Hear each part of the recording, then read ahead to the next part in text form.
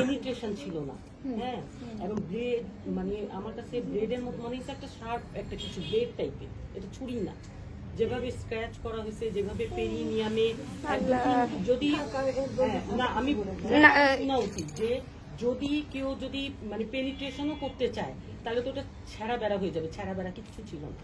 আর যদি আপনার মানে ও যদি পেনিট্রেশন কেটে করতে চায়, অনেক সময় অনেক মানে এরকম দেখা যায় অ্যাবিউজ লোকজন থাকে তারা করে, তো অ্যাবিউসিভ লোকজন, তখন ওর কিন্তু এই মিড লাইনে এরকম ইয়া থাকবে, কিন্তু ওর ইন্ট্রয়েটাস থেকে যেখানে পেনিট্রেশনটা করবে তার থেকে ওপেনিং থেকে অনেক দূরে মানে একটু অ্যাওয়ে ছিল ওই কাটাটা, একটা 1 সেন্টিমিটার মানে লেন্থ ছিল একটা 5 o'clock পজিশনে, যদি আমরা ওইভাবে ক্লক ওয়াইজ ধরি, এবং ডেপথটা 5 সেন্টিমিটার ছিল, এবং স্ক্র্যাচ মার্কগুলো জাস্ট হলো মানে একদম খুব গুছায়া একদম দুইটা একদম অ্যারিওলা, ব্রেস্টের যে অ্যারিওলা বরাবরই ওরকম স্ক্র্যাচ করা দুইটা ব্রেস্টে। আর হলো যে আমি তো তখন মানে আমি কোনো ছেঁড়া বেড়া কিছু পাইনি, আমি জাস্ট না ম্যাডাম আমার মনে হইতেছে কি এখানে না একটু মানে ইনভেস্টিগেশনটা ভালো হওয়া উচিত, শক্ত হওয়া উচিত, আসলে এখানে আসলে ঘটনাটা কি, কিন্তু ওর যে সমস্যাটা হয়েছে মেইন হচ্ছে ওকে স্ট্র্যাঙ্গুলেশন করা হয়েছে, ওই জন্য ওর অক্সিজেন সাপ্লাই কমে গিয়ে ও কিন্তু অচেতন হয়ে গেছে। হ্যাঁ, তারপরে রেপের কারণে তার অবস্থা এরকম হয় নাই, রেপের কারণে যে ব্লিডিং হয়ে শকে চলে যায়, আগে আমরা যেরকম পেশেন্ট পেয়েছি যে রেপের কারণে অজ্ঞান হয়ে গেছে, এটা হচ্ছে রেপ করার পরে যেহেতু সে দেখে ফেলেছে তো তো বলে দিচ্ছে নামটা, বাচ্চা নাম যত বলতে না পারে তাকে মেরে ফেলেছে, সেটা তো বুঝতে পারলাম। এটা কি ওর এখন যে কন্ডিশন, এটা হচ্ছে ওকে যে মেরে ফেলে গলা চিপে ধরেছে, ওইটার জন্য কিন্তু তার গ্লাসগো কমা স্কিল এত ইয়েছে, মানে সে কমার জন্য ওখানে আর এত খারাপ হতো না, মানে ওকে বেঁচে থাকতে পারে। এখন যে আমরা ভাবতেছি মেরে যে মারা যেতে পারে, সেটা হচ্ছে আসলে গলা চিপে কথা থেকে আমি একটু কনফিউজ হচ্ছিলাম যে আপনি এই প্রশ্নটা করছেন কিনা যে the child has not been raped but has been strangulated, এরকম কিছু বলার চেষ্টা করছেন যে রেপ হয়নি, সে হয়তো করতে চাইছে বা ওইভাবে কিন্তু করতে পারে, হয়তো কোনোভাবে ধরা পড়ছে বা কিছু একটা, ও মেইনলি ও খারাপ হয়ে গেছে ওর ইয়ার জন্য, ওর অনেক ব্লিডিং আছে আমাদের কাছে। না আমরা তো ওগুলো এখন দিছি, ওই জন্যই বলতেছি ইনভেস্টিগেশনটা হওয়া উচিত। অ্যাকচুয়াল রেপ হয়েছে কি হয়নি সেটা না হয় ইনভেস্টিগেশন, কিন্তু নির্যাতন হয়েছে, যৌন নির্যাতন হয়েছে, isn't that enough? That is enough. So therefore এটা আমি বলতে পারি যে এটা জামিন হবে না, এটা কনফার্ম, হাইকোর্টেও জামিন হবে না, এটা আমরা থাকবো এটা, এবং এটাও বহাল থাকবে হাইকোর্টে, সেটাও রাষ্ট্র দেখবে, অ্যাটর্নি অফিস দেখবে, হাইকোর্ট থেকেও সে খালাস পাবে না, বাট মেক শিওর করতে হবে প্রপার ইনভেস্টিগেশন।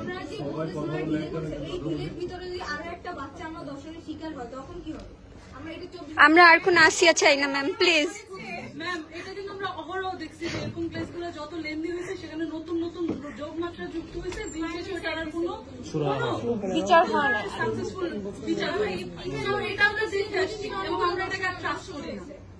বিচারের কার্যকলাপগুলো আমাদেরকে লেন্দি একটা প্রসেস ধরায় দিয়ে 6 মাস পরে তাকে জনসম্মুখে দিয়ে দেয় প্রশাসন। সমাজকর্মীদের সাথে একমত না হলে একটা লোক এর আগে 2-3টা এরকম ঘটনা ঘটে,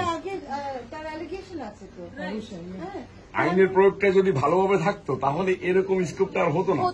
এবং ম্যাডাম একটা জিনিস, এই জানতো না, হ্যাঁ এরকম আরো ঘটনা 24 ঘন্টার ভিতরে আরো 2-3টা ঘটে গেছে,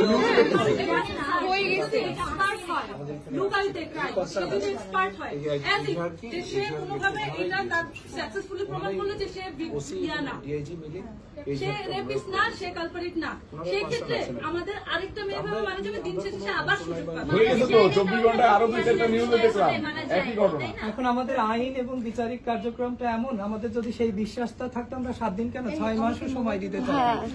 আপনার একটা জিনিস করার না, একদম ফাঁসি দিতে হবে,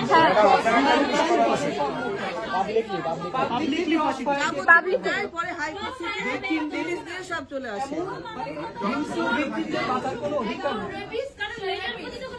অবশ্যই আমরা চাই না। একজন হচ্ছে রেপিস্টকে আমরা কেন মানবিকতা দেখাবো? আমরা মানবিকতা দেখাতে চাই না। ম্যাডাম আপনার একটা জিনিস আমার এত কিছুর পর আপনি যা অন্যদের কাছে বারবার বলতেছিলেন যে আমার কি করণীয় আছে, আপনার একটা জিনিস করণীয় আছে যে আপনারা যেহেতু সংস্কারের কাজগুলো করতেছেন এইখানে দ্রুত বিচারের ভিতরে যেমন 7 দিন 15 দিন বা 21 দিন টাইমের ভিতরে যেন এই ধর্ষণ মামলাগুলোর বিচার কার্যক্রম শেষ হয়, সেই জিনিসটা সংস্কার করা উচিত। আমার মনে হয়েছে এটা আইন করা উচিত। আপনারা বলবেন এইটা নিয়ে আরেকটা জিনিস, আইন কিন্তু থাকে সংরক্ষিত, শাস্তি মৃত্যুদণ্ড কিন্তু কার্যকর হয় না, এ পর্যন্ত কার্যকর দেখি না। আইন থাকে, আইনের প্রয়োগ থাকে। আমরা ওইগুলো চাই না, আমরা চাই একদম জনসম্মুখে ডিরেক্ট একটা দৃষ্টান্ত তৈরি করুন যাতে ভবিষ্যতে কেউ না হয়। আপনারা খুব ভালো ইয়া করা ওদেরকে মানে রিমান্ডে আপনাকে ধন্যবাদ, আপনি বিষয়টা ক্লিয়ার করে দিচ্ছেন। এটা বিভ্রান্তি সৃষ্টি অলরেডি 3টা 4টা আইন আছে, এইটা ঠিক আছে। একটা কেসে তো তাইলে আপনি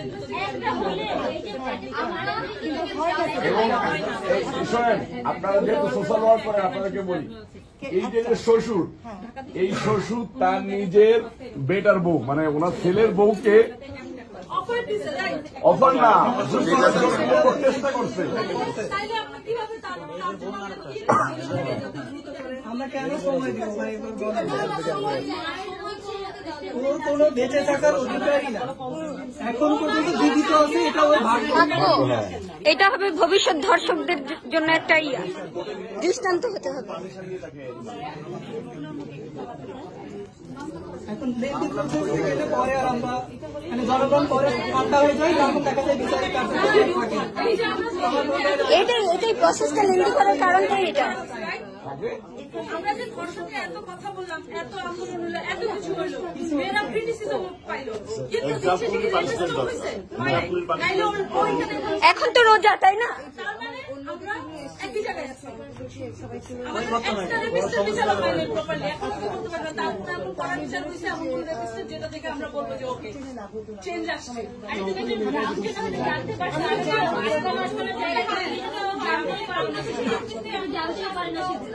এই যে 21শে ফেব্রুয়ারি একটা বাচ্চা ধর্ষণ হয়েছে, এটা নিয়ে